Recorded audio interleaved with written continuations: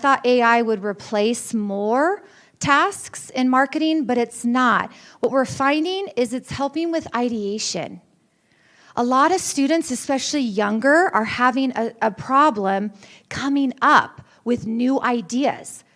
So if 3/4 of marketers are producing one piece of content every day, and these are global businesses, imagine how many pieces of content that is.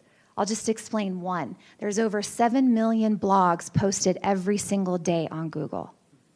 So how in the world are you able to cut through that kind of noise, right?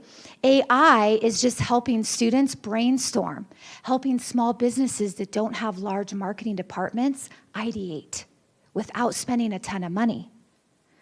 It's just getting things started. It's actually not replacing all the human elements necessary. I think for me, that was a big fear. It's like, oh, how dare you take away my writing? I'm a writer. And I was so upset. And then I realized, oh, it actually just helps me become a better writer. Okay, I'll get behind this, right?